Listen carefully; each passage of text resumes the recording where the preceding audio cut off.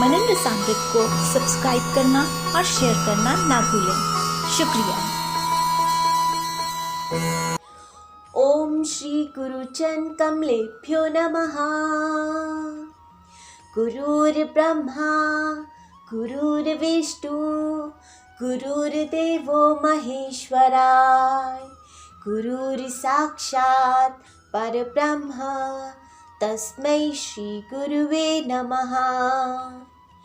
ओम वक्रतुंड महाकाय सूर्यकोटि समप्रभा निर्विघ्नं कुरु मे देव सर्वकार्येषु सर्वदा।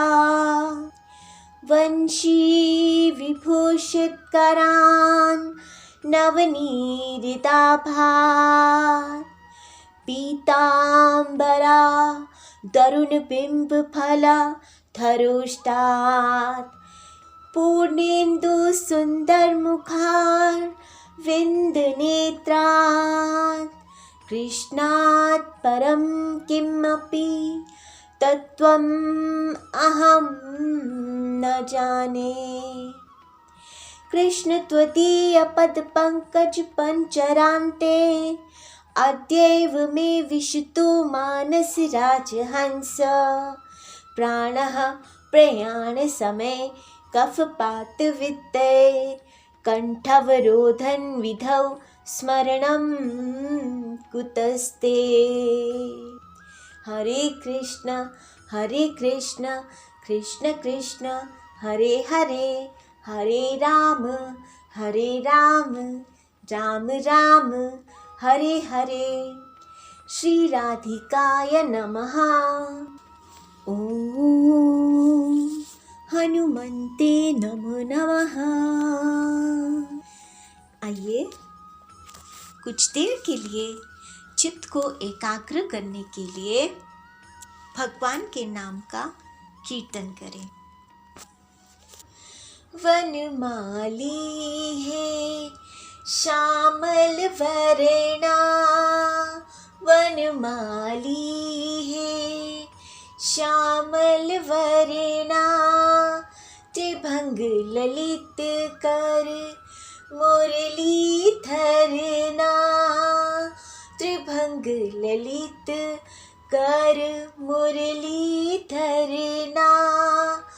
कानन कुंडल मनहर पीतांबर, कानन कुंडल मनहर पीतांबर। कौस्तुभ मणि वक्षस्थल धरना, कौस्तुभ मणि वक्षस्थल धरना।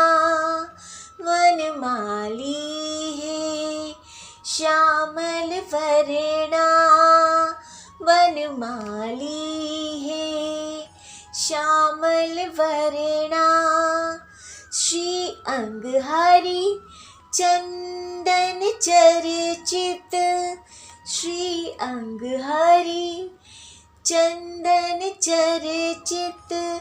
मधुराति मधुर मुरली वदना, मधुरति मधुर मुरली वदना।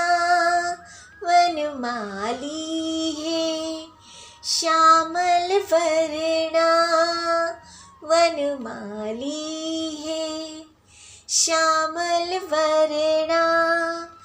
परमानंद अति अनुपम मूरत, परमानंद अति अनुपम मूरत।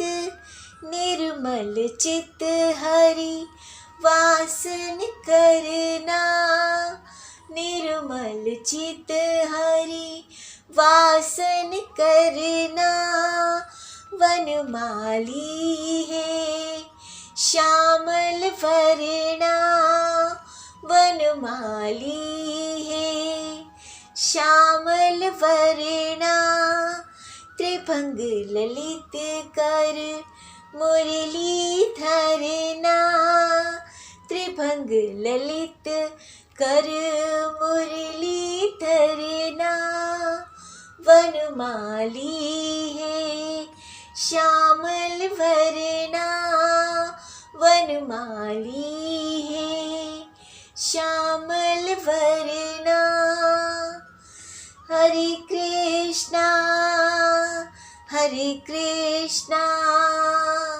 कृष्णा कृष्णा हरे हरे, हरे रामा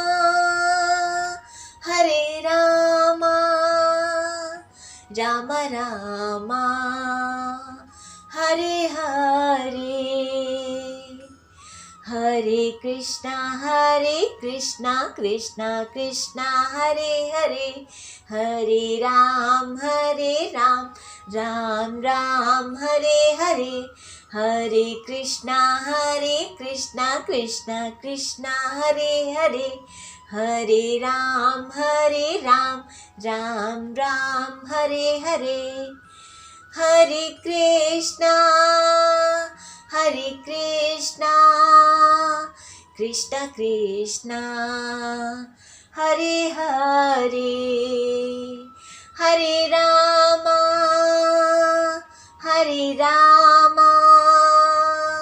राम रामा हरे हरे।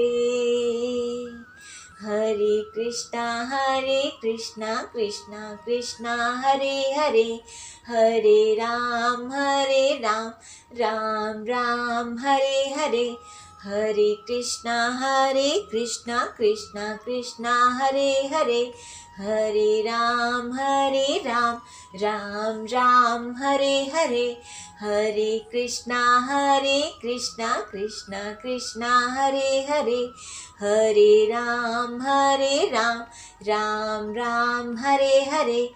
हरे कृष्णा कृष्णा हरे हरे, हरे राम राम राम हरे हरे। हरे कृष्णा कृष्णा हरे हरे, हरे राम राम राम हरे हरे। श्री राधिकाय नमो नमः। बंधुओं, पिछले वीडियो में हमने श्रवण किया था कि किस प्रकार प्रेत योनि को प्राप्त धुंधकारी जी का श्री गोकर्ण जी ने श्रीमद् भागवत कथा पारायण द्वारा उद्धार किया। और सिर्फ गोकर्ण जी का उद्धार ही नहीं हुआ, अपितु जिन जिन लोगों ने कथा को मन से सुना और उस पर चिंतन किया, मनन किया, सभी को भगवान स्वयं अपने साथ लेकर गए। तो अब कथा का 6वां अध्याय शुरू होता है, जिसमें सनकादिक जी ने नारद जी को सप्ताह विधि पारायण का बहुत ही विस्तार से विवरण किया है।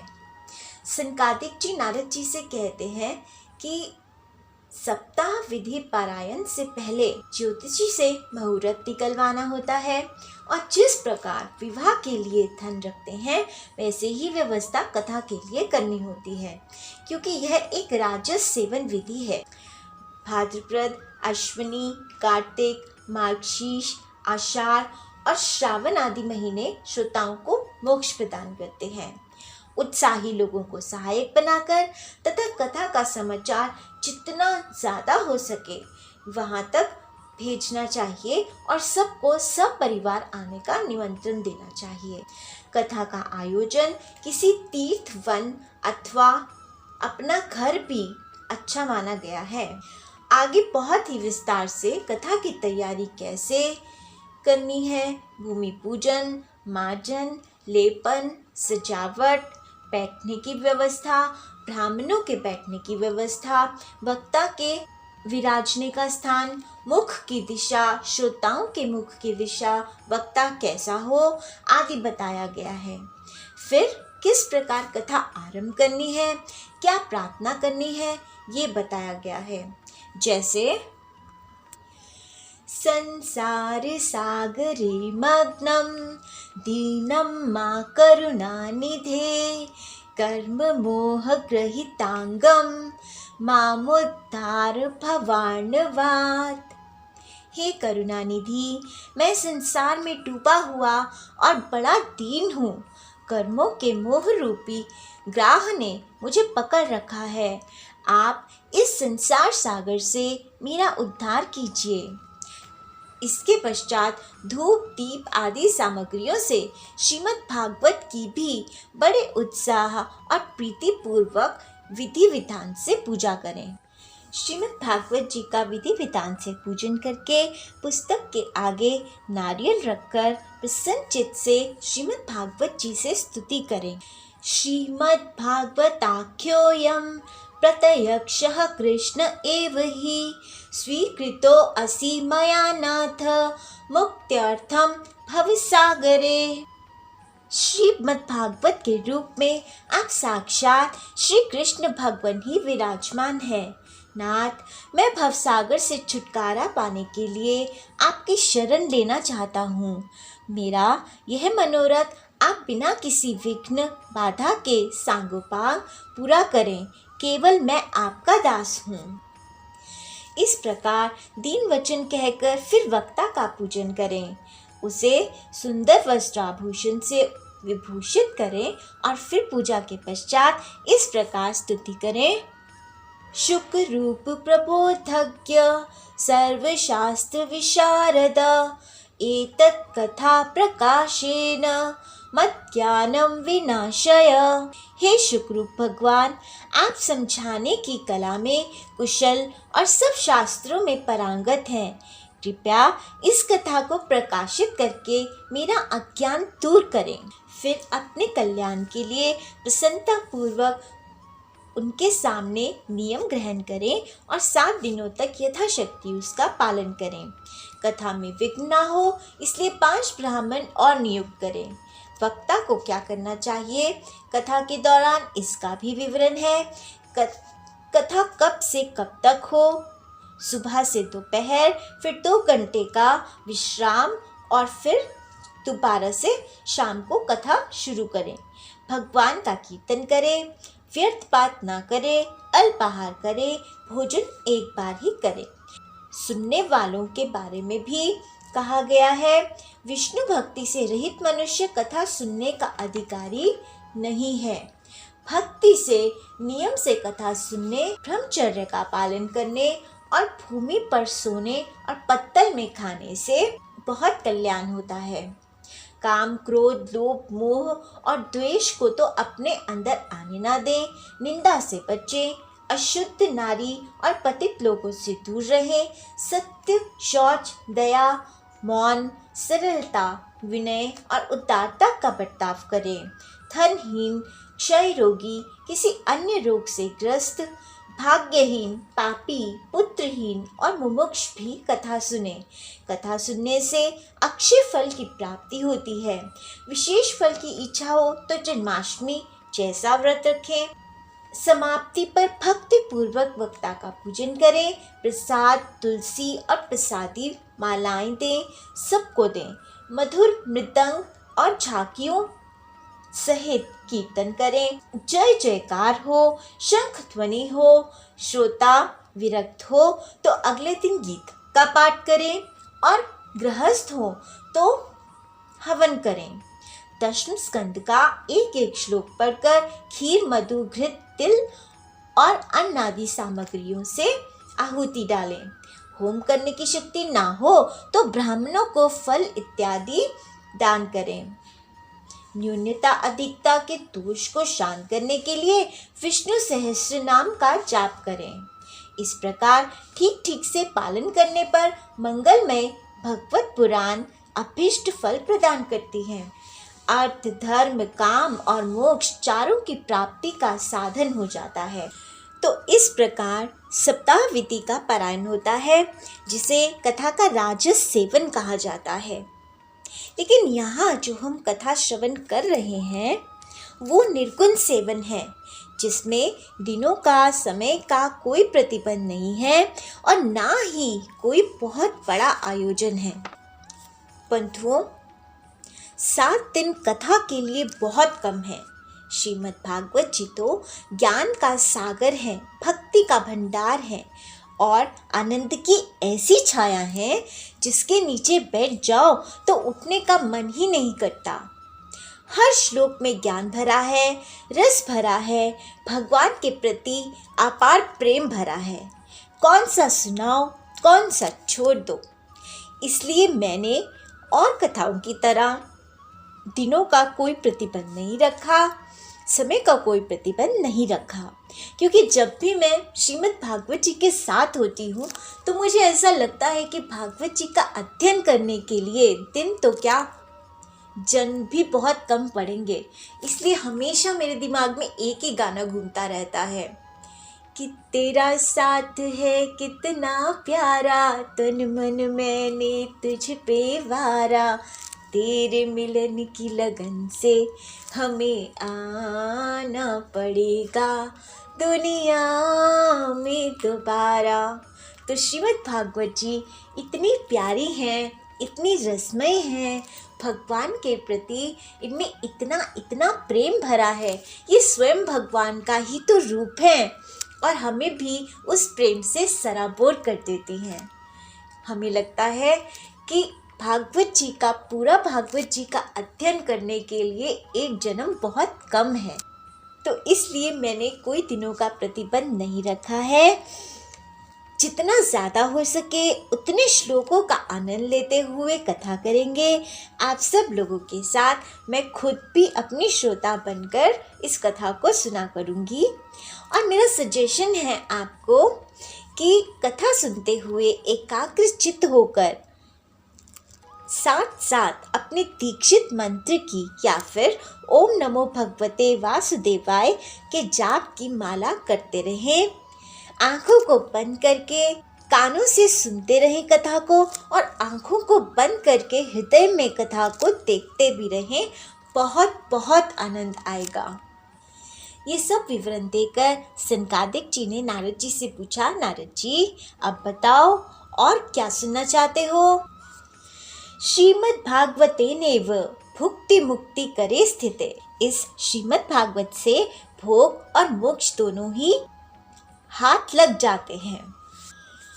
तब सूत जी कहते हैं कि शौनक जी, इसके बाद सनकादिक मुनियों ने 1 सप्ताह तक कथा का प्रवचन किया। तदन्ते ज्ञान वैराग्य भक्ति नाम पुष्टता परा तारुण्यम परम च भूत सर्व भूत मनोहरम। कथा के अंत में ज्ञान, वैराग्य और भक्ति को बड़ी पुष्टि मिली और वे तीनों एकदम तरुण होकर सब जीवों का चित्त अपनी ओर आकर्षित करने लगे। अपना मनोरथ पूर्ण होने से नारद जी को बड़ी ही प्रसन्नता हुई। उनके सारे शरीर में रोमांच हो आया और वे परमानंद से पूर्ण हो गए। इस प्रकार कथा श्रवण कर भगवान के प्यारे नारद जी हाथ जोड़कर प्रेम से गदगद वाणी से सनकादिक जी से कहने लगे, श्रवणम सर्वधर्मेभ्यो वरम मन्यत बोधनः वैकुंठस्थो यतः कृष्णः श्रवणादस्य लभ्यते। तपोधन, मैं श्रीमद् भागवत श्रवण को ही सब धर्मों में श्रेष्ठ मानता हूँ, क्योंकि जिसके श्रवण से वैकुंठ गोलोक विहारी श्री कृष्ण की प्राप्ति होती है।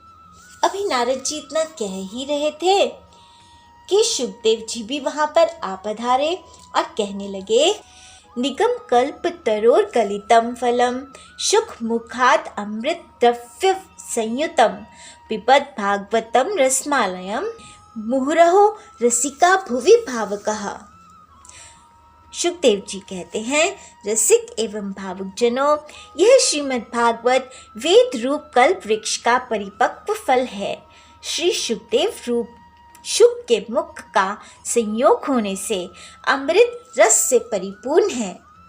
यह रस ही रस है, इसमें ना छिलका है ना गुठली है। यह इसी लोक में सुलभ है। जब तक शरीर में चेतना रहे तब तक आप लोग बार बार इसका पान करते रहें। इसका आश्रय लेने पर दूसरे शास्त्र अथवा साधन की आवश्यकता नहीं होती। जब कभी पुण्य आत्मा पुरुष इसके श्रवण की इच्छा भी करते हैं, तभी ईश्वर अविलंब उनके हृदय में अवरुद्ध हो जाता है। यह भागवत पुराणों का तिलक और वैष्णवों का धन है। इसमें परमहंसों के प्रायः विशुद्ध ज्ञान का ही वर्णन किया गया है तथा ज्ञान, वैराग्य और भक्ति के सहित निवृत्त मार्ग को प्रकाशित किया गया है। जो पुरुष भक्ति पूर्वक इसके श्रवण, पठन और मनन में तत्पर रहते हैं, वह मुक्त हो जाते हैं। यह रस स्वर्गलोक, सत्यलोक, कैलाश और बैकुंठ में भी नहीं है। इसीलिए तो मैं कहती हूँ, तेरे मिलन की लगन से हमें आना पड़ेगा दुनिया में दोबारा। तो इसका खूब पान करो, इसे कभी मत छोड़ो, मत छोड़ो, मत छोड़ो। श्री सुखदेव जी इस प्रकार कह ही रहे थे कि उस सभा के बीचों बीच प्रहलाद, बलि, उद्धव और अर्जुन आदि पार्षदों के सहित साक्षात भगवान प्रकट हो गए। तब देव ऋषि नारद ने भगवान और उनके भक्तों की यथोचित पूजा की। भगवान को प्रसन्न देखकर देव ऋषि उन्हें एक विशाल सिंहासन पर बिठाने लगे और सब उनके सामने कीर्तन करने लगे। और कीर्तन को देखने के लिए श्री पार्वती जी सहित श्री महादेव जी और ब्रह्मा जी भी आए। प्रहलादः तालधारी तरल गति तया च उद्धवः कांस्यधारी वीणाधारी सुऋषिः सर्वकुशलतया रागकर्ता अर्जुनोऽभूत्। कीर्तन आरंभ हुआ।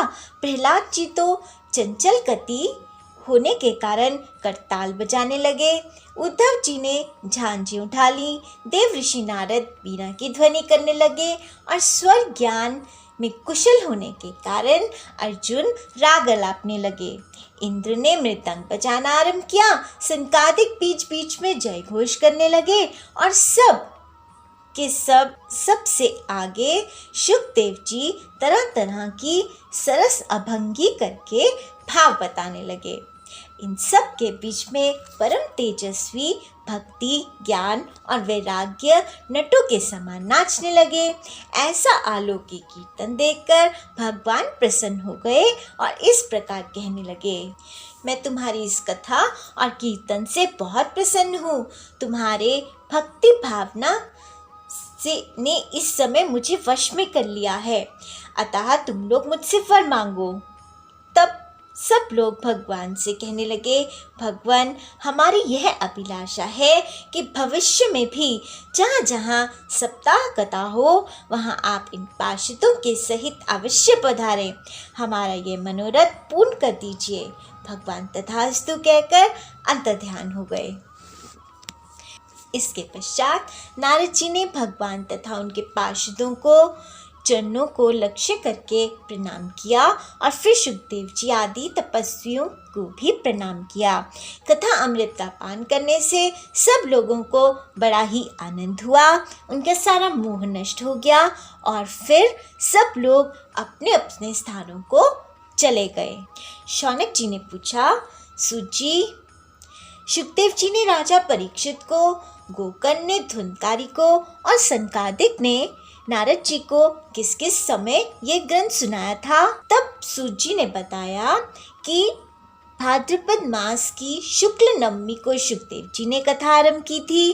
राजा परीक्षित के कथा सुनने के बाद कलयुग के 200 वर्ष बीत जाने पर आषाढ़ मास की शुक्ल नवमी को गोकर्ण जी ने यह कथा सुनाई। इसके पीछे कलयुग के 30 वर्ष और निकल जाने पर कार्तिक शुक्ला नवमी से सनकादिक जी ने कथा आरंभ की थी।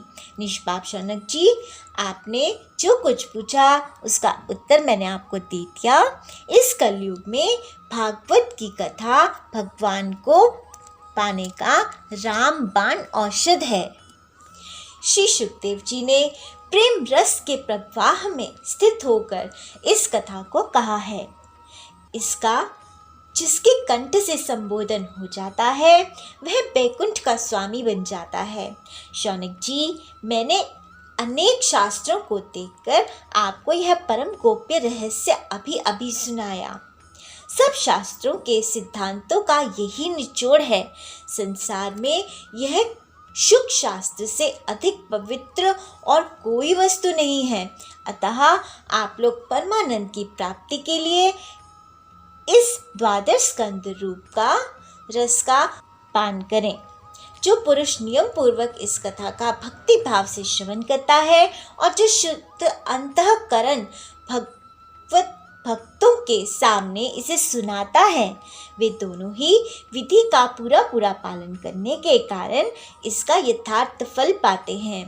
इसके लिए त्रिलोकी में कुछ भी असाध्य नहीं रह जाता। यहाँ पर श्रीमद् भागवत जी महात्म्य समाप्त होता है। हरि ओम तत्सत। श्री कृष्णार्पणमस्तु।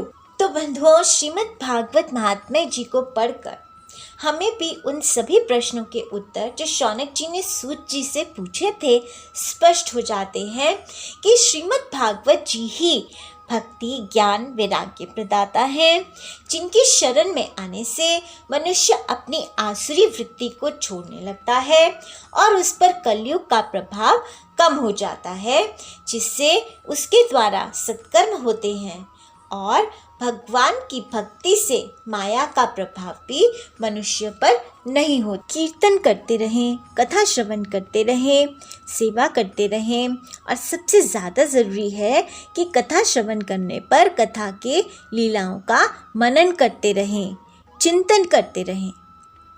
बंधुओं, इस संसार में मनुष्य अहंकार और आकर्षण के अधीन है। अहंकारवश, मोहवश कभी किसी को छोड़ता है, कभी किसी से जुड़ता है, कभी किसी को सम्मान के शिखर पर चढ़ा देता है और फिर वहाँ से गिरा देता है। जिसके प्रति आकर्षण है उसके अशुद्ध भाव भी सर माथे पर, और जिसके प्रति द्वेष है उसका शुद्ध भाव भी पाप में गिन लिया जाता है। इन सब में व्यक्ति बहुत ही दुखी, खिन्न, टूटा हुआ, कमज़ोर महसूस करता है, जिससे आत्महत्या तक का कदम उठा लिया जाता है। धन का अभाव, इच्छाओं की अपूर्ति, अपमान आदि कुछ ऐसी बातें हैं जिन्हें इंसान झेल नहीं पाता। लेकिन धन्य है हमारी श्रीमद् भागवत जी। यदि ऐसे समय में इंसान इनका आश्रय ले ले तो वो कभी कमज़ोर नहीं पड़ सकता, क्योंकि इंसान की ज़रूरत है सत्संग। भगवान का नाम, कीर्तन, कथा श्रवण, कथा मनन, जिसे गौण करके संसारी भौतिक सुखों के पीछे, उन्नति के पीछे भागता रहता है, जो कि क्षणभंगुर है। इसलिए सदैव आत्मा से असंतुष्ट रहता है। लेकिन यदि आत्मा को उसकी सत्संग, नाम जाप, कीर्तन आदि की खुराक मिलती रहे तो आत्मा से संतुष्टि का अनुभव होता रहेगा, और संतुष्टि इंसान को कभी कमज़ोर नहीं पड़ने देती। इसलिए कोशिश करें कि बचपन से ही बच्चों को श्रीमद् भागवत जी की शरण में रखिए। छोटी छोटी कथा कहानी के रूप में बच्चों को बताइए, ताकि बचपन से ही बच्चा भगवान को अपना पहला मित्र समझे, जो सारी ज़िंदगी उसका मार्गदर्शन करते रहेंगे। तो आज तक इतना ही।